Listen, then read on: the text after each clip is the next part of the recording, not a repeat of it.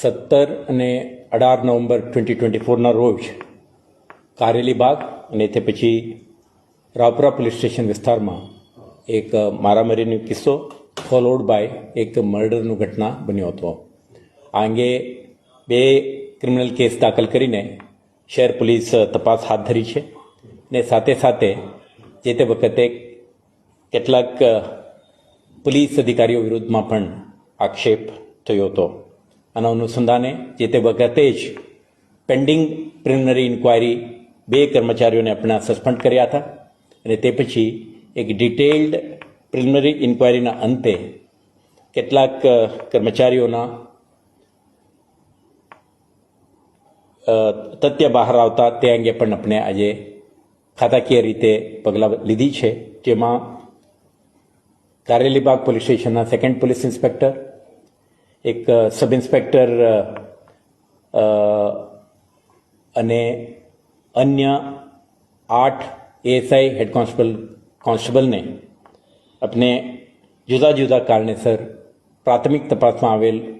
બહાર આવેલ તથ્યના આધારે આજે ફરજ મોકૂફ કરીને એમના વિધિસરની ખાતાકીય તપાસ હાથ ધરી છે. અને સાથે સાથે આ ઘટનાના પરિપ્રેક્ષમાં આજે તમામ ડીસીપીઓ, એસીપીઓ, થાણા અમલદારો અને શાખાના ઇન્સ્પેક્ટરશ્રીઓ સાથે પણ બેઠકો યોજી હતી. શહેરમાં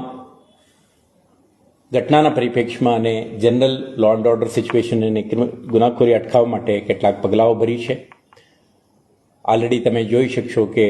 સ્થળ ઉપર કેટલાક સંયુક્ત ઓપરેશન, કેટલાક crackdown against criminals, anti social elements સામેના કાર્યવાહી, આ બધું દબાણ દૂર કરવાની કાર્યવાહી વગેરે ચાલી રહ્યું છે. અને સાથે સાથ થાણા કક્ષાએ અને વિભાગીય કક્ષાએ અને ઝોન કક્ષાએ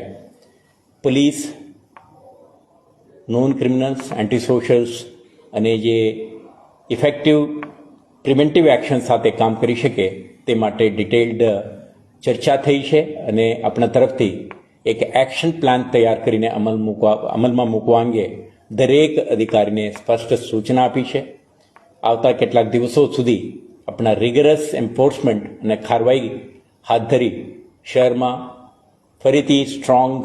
એન્વાયરમેન્ટ ઓફ સેફટી એન્ડ સિક્યુરિટીનું સ્થાપિત કરવા માટેનું શહેર પોલીસ કાર્યવાહી હાથ ધરી છે.